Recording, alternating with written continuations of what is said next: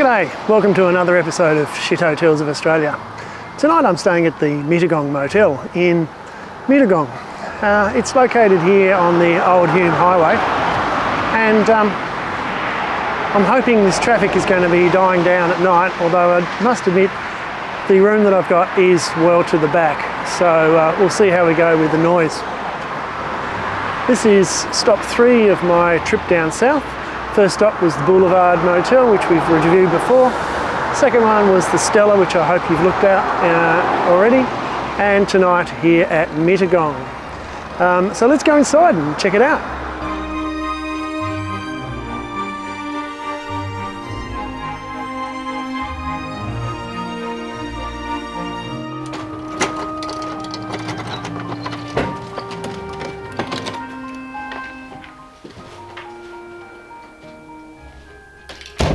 Right, so this is room 20 of the Mittagong Motel. First thing you notice when you enter the room is smell of bleach. Means at least they've been cleaning, but it does get you a bit. What have we got? We have got a queenish size bed. We've got 2 cane easy chairs and a coffee table. We've got a sofa. Looks like it could be a pull-out bed, sofa bed, maybe not. And a single bed. TV. Microwave. Small fridge. Sink. Cupboards. Glasses, mugs. Now, the guy at reception did say that if you need any other cutlery and crockery, that they are available in at reception. Get them before 8 p.m. Also, if you're going to have breakfast prior to 8 a.m, get your free continental breakfast ingredients from the reception prior to 8 p.m. Okay, through here I presume it's the bathroom. Oh, very 1960s. And a fan, step-in shower, shower curtain, toilet, and then guess the basin is out here. Now the bed has a quilt and an additional quilt, and in the cupboard additional blankets. And that's because Mittagong is 635 metres above sea level. And from my experience living in the Midlands of Tasmania in the town of Oatlands, 400 metres above sea level, we knew that for every 100 metres the temperature was 1 degree lower. So I guess during winter particularly it gets a little bit chilly here in Mittagong, and good to see that they've mitigated that, up the pun, by including certainly enough blankets. But I'm not sure if the aircon here is reverse cycle. I certainly hope it is. I'm feeling a little bit chilly tonight, but that's because I'm soft. I've been in Queensland for 2 years. So now let's check out the Shit Hotel's fridge noise test.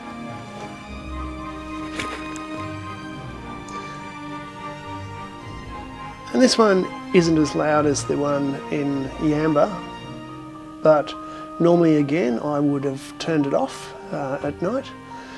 But I need to keep that beer cold, don't I, for the rest of the trip, and I need to keep those ice blocks frozen. Or let's just see, have we got...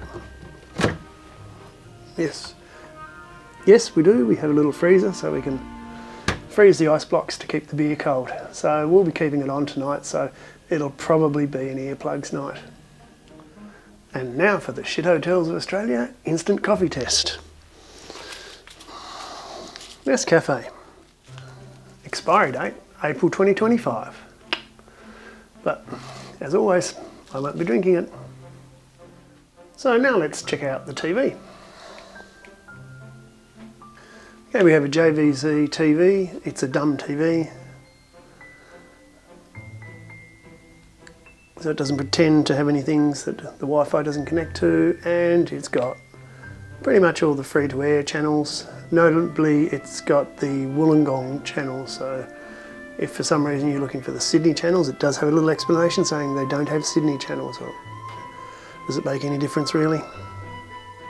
So now we'll check out the Wi-Fi, and ominously the notes here say there is Wi-Fi in our rooms and we do our best to provide the signal, but it's not always as reliable as we would like. We suggest connecting just out of the room or in the car park. Well, looking at the tablet, we can see we've got 2 bars of reception, so we might try and connect here first, and then if we have no luck we'll go into the car park. And success, but we can see it's not a secured Wi-Fi, so you may want to use a VPN, but let's now check to see what we can actually watch. And so here we'll connect to Netflix.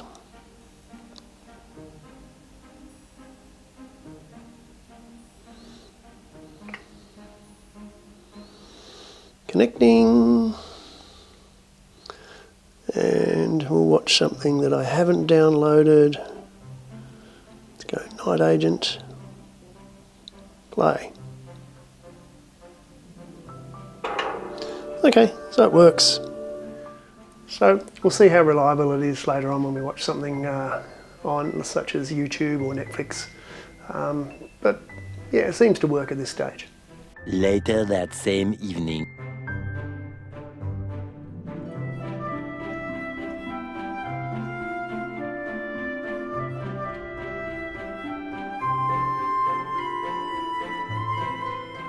Just walking up the road here to get some Oporto chicken for dinner. And we'll have a look around Mittagong.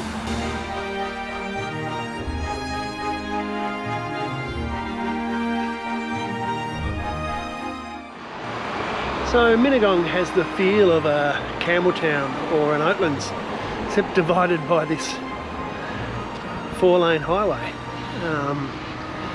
Yeah, sort of a colonial feel with the modern traffic. So while the Mittagong Motel doesn't have a restaurant, I strolled down the road looking at the sort of getting the feel of Mittagong, and I came across an Oporto. Now, I haven't had an Oporto for since my brother lived in Sydney when he was working for Doyle's back in the 1980s. And I'd completely forgotten about it. They'd only ever had Nando's since. So I went into Oporto, and look, the fact that I don't have the meal to show you just indicates how bloody good it was. I was blown away by the flavour and the texture of the Oporto chicken, the range of side dishes you could get, really nice tomato salad, brilliant sauces, a nice pita bread. Yeah, Oporto, thumbs up. Great meal.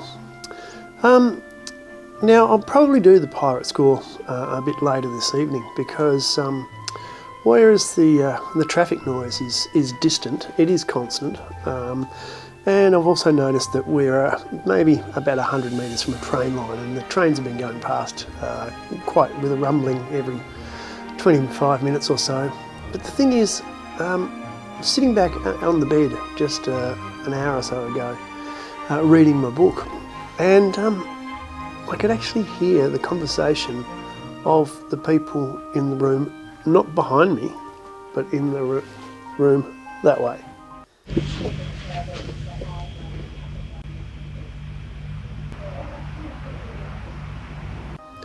So yeah, I was committed to leaving the fridge on for the beer, but I guess it's going to be an earplugs in night. So while it's great that the Mittagong Motel provides plates and cutlery so you can eat your takeaway meals, when I've come to do the washing up, they have tea towels and soup chucks wipes, but they don't actually have any dishwashing detergent.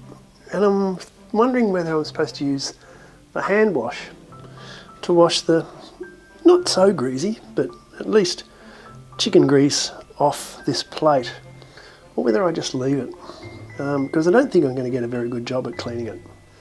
The rack rate for the Mittagong Motel is $140 a night.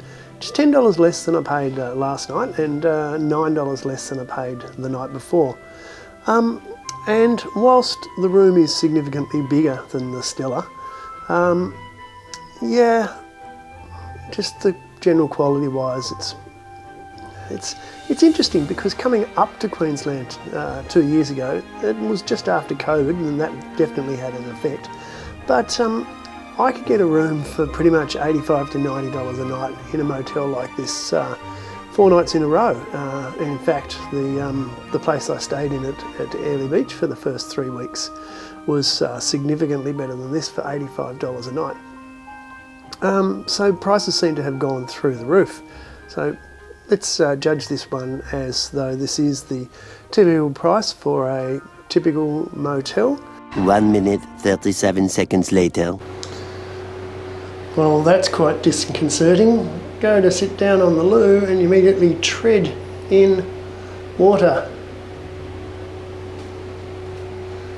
that is leaking from the toilet.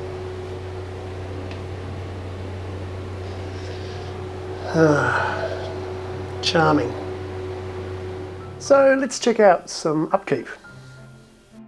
First, we've got some scuffs on the wall, a little bit of cracking down there.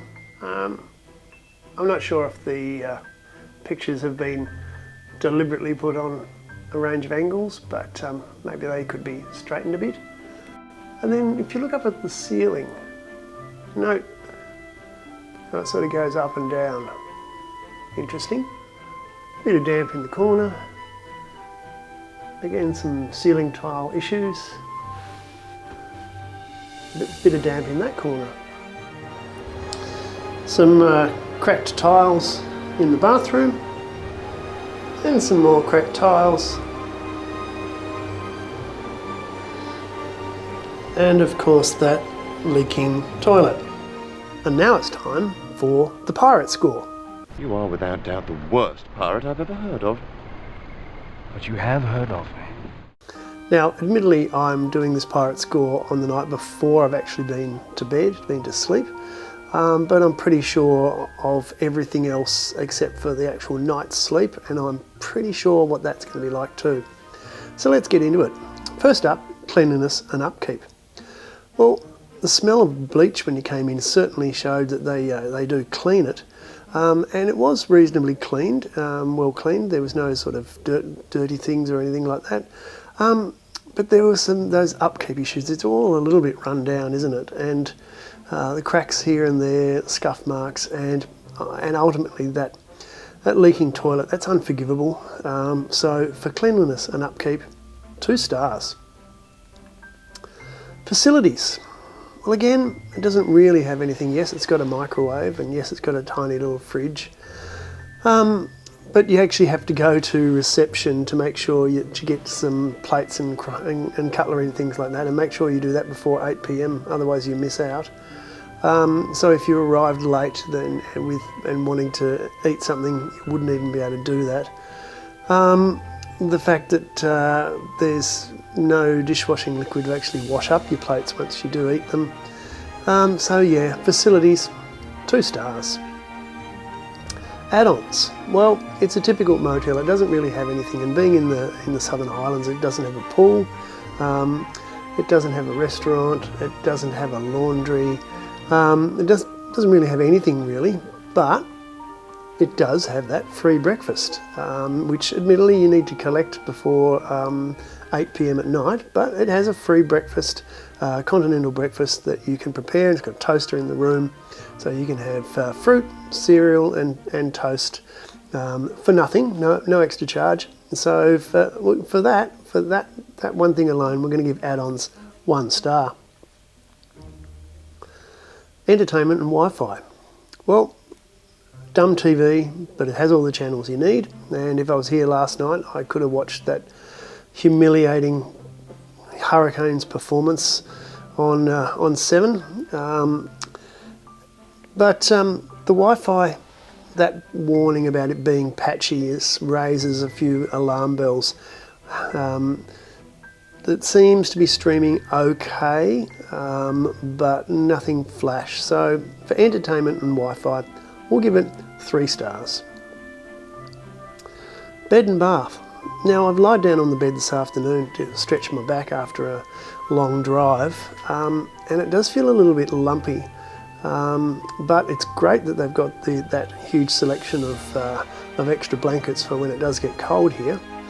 And the bathroom, well, it's seen better days, hasn't it? The cracked tiles, and again, although I've already scored this down in cleanliness and upkeep, but again, a leaking toilet when you actually had to tread in it. No, not good. So for bed and bath, 2 stars.